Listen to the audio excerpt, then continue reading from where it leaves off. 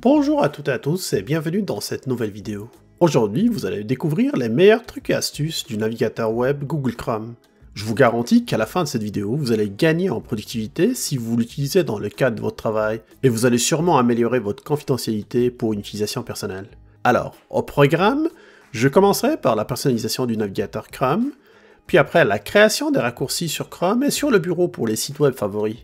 Je vous montrerai aussi comment charger automatiquement vos sites web favoris au démarrage de votre Chrome, puis comment utiliser le mode Picture-in-Picture ou image dans l'image pendant que vous êtes en train de travailler sur une autre application, ce qui s'avère très utile pour suivre des tutos par exemple. Et pour finir, nous ferons un petit tour dans la gestion de la confidentialité et de la sécurité. Aucun logiciel ou extension payante ne sera utilisé dans cette vidéo. Seul Google Chrome, qui est complètement gratuit, sera mis en contribution. Alors sans plus tarder, démarrons avec la première partie de ce guide, la personnalisation de Google Chrome.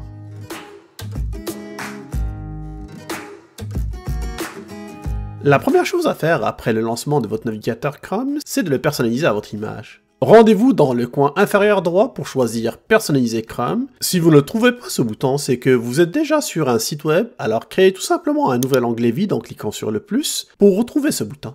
Plusieurs choix de personnalisation d'arrière-plan sont proposés. Vous pouvez choisir parmi différents thèmes, exemple art, puis choisissez un fond parmi ceux qui sont proposés. Et si jamais vous souhaitez que ce fond d'arrière-plan change automatiquement, eh bien il suffit d'activer l'option Actualiser quotidiennement et de valider le tout. Maintenant, si vous êtes du genre un peu plus corporatif et que vous souhaitez que votre navigateur ait l'air un peu plus business, vous pouvez toujours choisir un arrière-plan avec le logo de votre entreprise par exemple.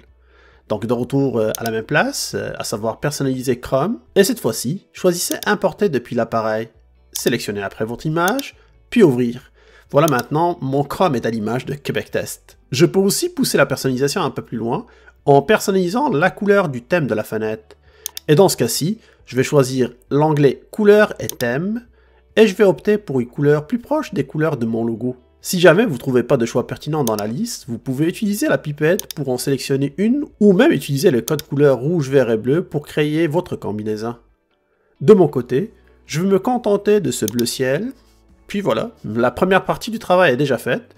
Je n'ai pas fini encore avec la personnalisation, je vais revenir un peu plus tard.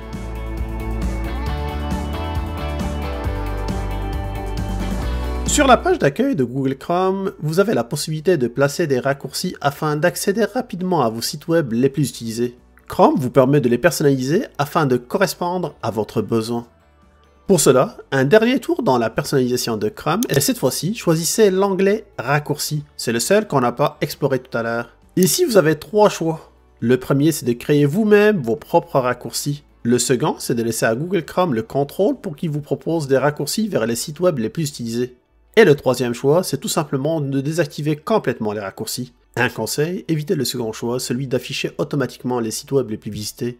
Car premièrement, à chaque fois que vous allez effacer votre historique de navigation, eh bien ces raccourcis vont disparaître parce qu'ils seront réinitialisés. Et deuxièmement, ce n'est pas tous les sites web que vous visitez que vous voulez mettre en avant. J'ai comme l'impression que je vais regretter ce deuxième point dans les commentaires. Blague à part, je vous conseille de choisir mes raccourcis et de valider avec le bouton OK. Maintenant, vous pouvez cliquer sur Ajouter un raccourci, rentrer le nom que vous voulez accorder à votre raccourci, exemple Québec Test YouTube, puis vous pouvez copier et coller le lien de ma chaîne directement dedans. Et voilà, félicitations, vous venez de créer votre premier raccourci et vous pouvez faire la même chose avec les autres sites web directement sur votre page d'accueil de Google Chrome. Et si jamais vous souhaitez créer un raccourci sur votre bureau pour aller directement sur votre banque en ligne, ou lire votre journal préféré, ou planifier par exemple un trajet sur Google Maps, alors là aussi, pas de problème, il suffit d'ouvrir votre site web sur Chrome, puis de se rendre après sur les trois points verticaux pour ouvrir le menu Chrome, choisissez plus d'outils, puis créez un raccourci. Et voilà, un raccourci va être directement ajouté sur votre bureau, et il va vous faciliter la vie parce qu'un simple clic dessus va vous permettre de se rendre directement sur le site que vous cherchez.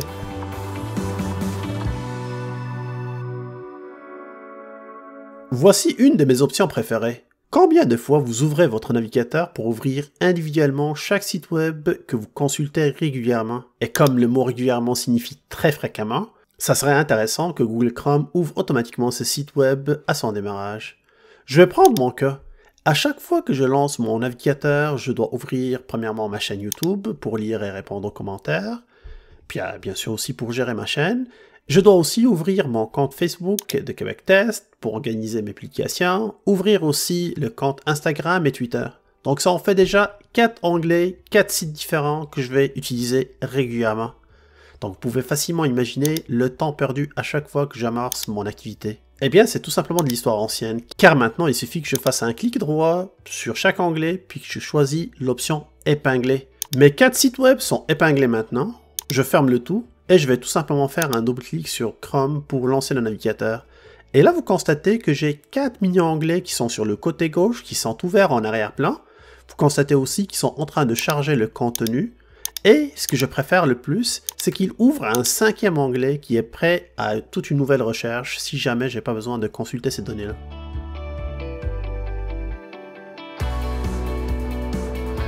Ça m'arrive souvent de travailler sur un texte, puis d'écouter de la musique ou de regarder une émission. Oui, et je suis capable de faire deux choses en même temps. Puis avec Google Chrome, c'est encore plus facile de le faire. Plus besoin de partager mon écran. Ouvrez tout simplement YouTube, par exemple, et lancez le contenu que vous voulez regarder ou écouter. Parfait. Maintenant que j'ai un contenu intéressant, je vais regarder sur la barre d'outils en haut à droite, et vous allez constater que vous avez accès à l'option « Contrôler votre musique, vos vidéos et d'autres contenus ». En cliquant dessus, vous aurez une petite boîte de dialogue dans laquelle vous pouvez contrôler votre vidéo, comme la mettre en pause par exemple ou la remettre en marche. Vous pouvez aussi activer d'ailleurs le sous-titrage instantané. Malheureusement, jusqu'à présent, c'est disponible seulement en anglais. Mais vous pouvez aussi choisir le mode qui nous intéresse, à savoir le mode image dans l'image ou picture in picture. Et voilà, la vidéo est en mode miniature. Vous pouvez facilement la déplacer sur votre écran sans aucun problème. Et vous pouvez réduire la fenêtre Chrome pour ouvrir une application sur laquelle vous êtes en train de travailler, comme un logiciel de traitement de texte par exemple. Une autre utilisation qui est très utile de cette option-là, c'est dans le cadre des vidéos de formation ou des vidéos par rapport, les tutos. Vous pouvez agrandir un peu plus la vidéo, puis vous pouvez suivre au fur et à mesure chaque étape qui est expliquée dans la vidéo, tout en l'appliquant sur votre ordinateur. C'est extrêmement utile à essayer absolument.